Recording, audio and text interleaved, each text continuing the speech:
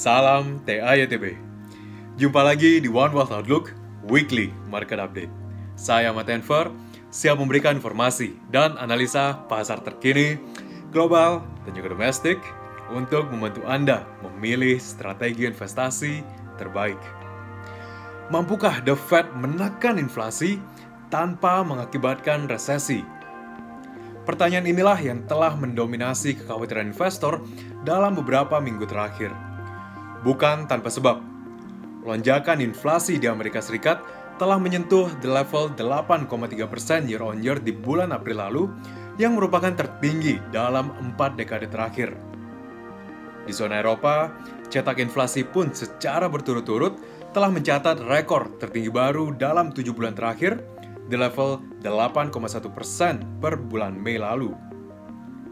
Dasar dari antisipasi untuk bertahannya inflasi di level yang tinggi di tahun ini masih cukup terbuka, di tengah masih tingginya harga dari berbagai komoditas dunia. Memang, dengan akhir dari tensi geopolitik yang masih minim kepastian, namun juga disertai dengan pemulihan permintaan pasca pandemi, mayoritas analis pun serentak merevisi naik proyeksinya terhadap berbagai harga komoditas global di tahun ini.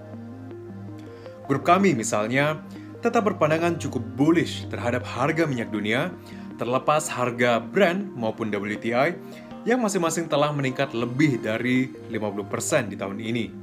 Sehingga dihadapkan dengan resiko pelemahan daya beli akibat lonjakan inflasi tersebut, wajar jika di tahun ini berbagai bank sentral dunia pun bergegas untuk menekan inflasi, baik melalui pengurangan likuiditas ataupun melalui kenaikan suku bunga. Di Amerika Serikat, The Fed telah meningkatkan suku bunga acuannya sebanyak 75 basis poin di sejauh tahun ini menuju level 0,75 hingga 1%, dan akan memulai pengetatan kuantitatifnya di bulan ini. Terlepas begitu, dengan inflasi yang masih jauh di atas target 2% The Fed, antisipasi akan meningkatnya relatif agresivitas The Fed dalam upayanya untuk menekan inflasi terbukti telah menjadi belenggu utama terhadap sentimen pasar sejauh ini. Memang, total kenaikan 100 basis point terhadap Fed Funds Rate dalam 2 rapat FOMC di bulan Juni dan Juli mendatang telah terprice in.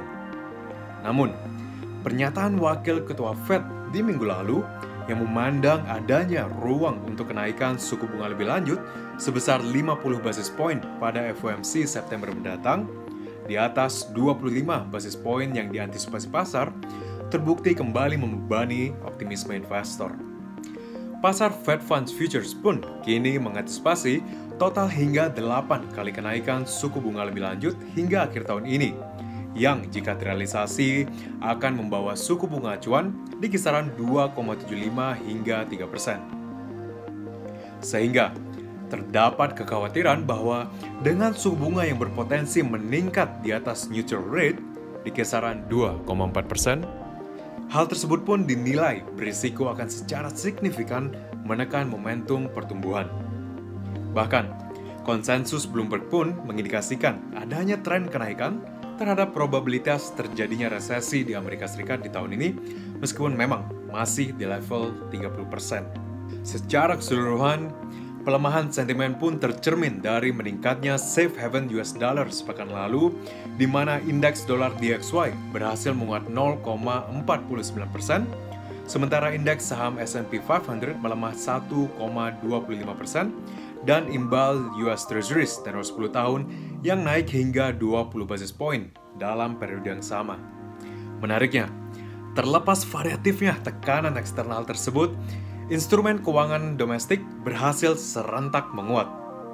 Di pasar saham, IHSG menguat 2,23%, sementara nilai tukar rupiah terapresiasi sebanyak 0,96% terhadap dolar Amerika Serikat menuju level 14.438. Di pasar obligasi, terlepas tren kenaikan yield di pasar US Treasuries, imbal hasil pada obligasi pemerintah Indonesia berhasil turun, khususnya pada tenor 10 tahun yang turun sebesar 14 basis poin sepekan lalu, yang juga mengindikasikan terjadinya kenaikan harga. Terdapat beberapa faktor penopang penguatan, termasuk berlangsungnya tren arus dana masuk oleh investor asing menuju pasar keuangan domestik, khususnya menuju pasar saham, di tengah bertahannya optimisme terhadap perkembangan fundamental ekonomi Indonesia. Prospek relatif stabilitas nilai tukar rupiah yang juga sebagian ditopang oleh suportifnya posisi ketahanan eksternal Indonesia juga turut suportif terhadap performa aset keuangan di dalam negeri. Kedepannya, tidak bisa dipungkiri bahwa risiko inflasi tetap patut untuk diantisipasi.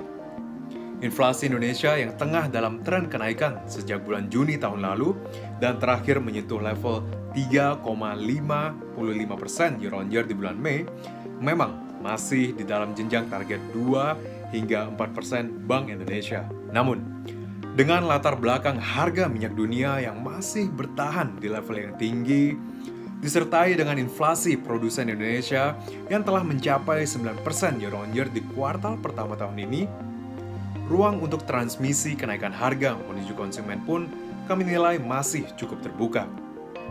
Terlebih, dengan semakin meningkatnya kebijakan proteksionisme, seperti India yang melarang ekspor gandumnya, juga kembali menghidupkan kekhawatiran akan inflasi pangan.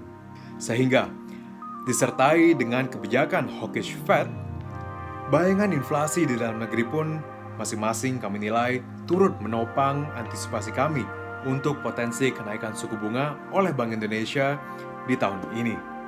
Sekian informasi dan analisis kali ini. Untuk mengikuti update pasar terkini, Anda dapat mengakses weekly market journal kami melalui link berikut.